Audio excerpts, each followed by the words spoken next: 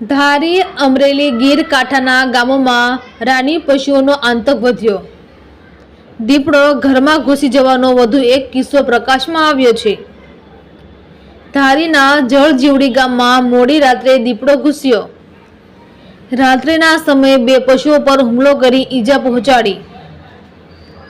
ગામ લોકો જાગી જતા દીપડો એક રહેણાંક મકાનમાં ઘૂસી ગયો.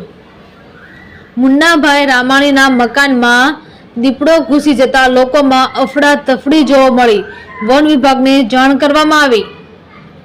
વન વિભાગની ટીમ ઘટના સ્થળે પહોંચી દીપડાને ટ્રાન્ક્યુલાઇઝ કરી પકડી પાડ્યો. દીપડાને જસાધાર એનિમલ કેર સેન્ટર ખાતે લઈ જવામાં આવ્યો. ગીર જંગલના આસપાસના ગામોમાં છાશવારે બનતી ઘટનાથી લોકોમાં ફડફડાટ. રિપોર્ટર સંજય વાળા, ધારી. जी आज क्या प्रकार की घटना तमारे क्या बनी थी?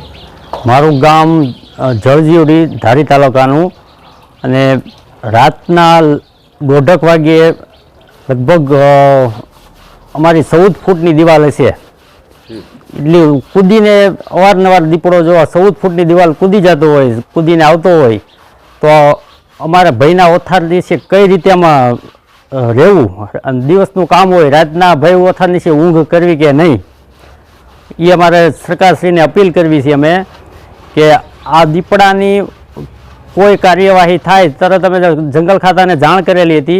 जंगल खातानो स्टाफ तरत आव्यो, पकड़ी गया, पण अमारे आमां भयना ओथार रीते कई जीव अमारा पशुने 2 पशुने नुकसानी करी छे दीपड़ाए. तो आमां अमारा किंमती पशु होय एने कई रीते अमारे पालन पोषण करी गई, अमे कई रीते एने हाचवी गई एटले एने कार्यवाही दीपड़ा प्रत्ये करे एवी अमारी अपील है. 1:30 वागे दीपड़ो घरी गयो. हिम्मतभाई रोजीभाई रामाणी ત્યાં પાડીને મોઢું માર્યું. પાડી બસે એમ નથી. પછી ત્યાંથી આવ્યો આપણે ઘેરે. આપણે પાછળના ડેલે 2-3 વખત માથા મારી ત્યાં નીકળીને પાલા ઉપર ગયો. પાલા ઉપરથી મેં બળો લઈને જોવા ગયો તો ત્યાંથી સીધી દોડ દીધી દાદા હામી.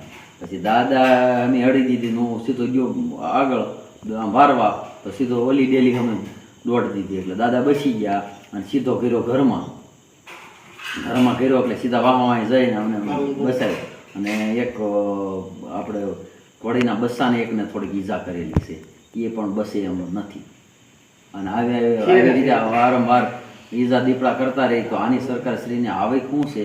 આની કાંઈ આવક છે? આનો ક્યાંક બંદોબસ્ત યોગ્ય રીતે કરે, નકર પછી એનો વન વિભાગનું પ્રાણી વન વિભાગમાં રાખે. એ આપણી સરકારશ્રીને વિનંતી છે કે આ પ્રાણી એનું એનામાં રાખે, આપણામાં કરવા ન દે. એનું એનામાં ને આપણું આપણામાં. સરકારશ્રીને વિનંતી છે કે અવારનવાર આવા હુમલા બને. આ 3જી વખત અમારી ઘીરે 3જી વખત આ હુમલો છે વરસમાં. 3 વખત તો કૂતરા ઉપર એટેક કરેલો વારંવાર. પણ આવી રીતે માણા ઉપર એટેક કરશે તો આનો જવાબદાર હું. માણા દાદા આજ જ બચી ગયા. તો આનું કરવાનું હું સરકારશ્રીને વિનંતી છે કે આના યોગ્ય રીતે પગલાં લે અને વન વિભાગનું પ્રાણી વન વિભાગમાં જ રાખે. મુનાભાઈ ધીરુભાઈ રામાણી, ગામ જળજીવડી, તાલુકો ધારી, જિલ્લો અમરેલી.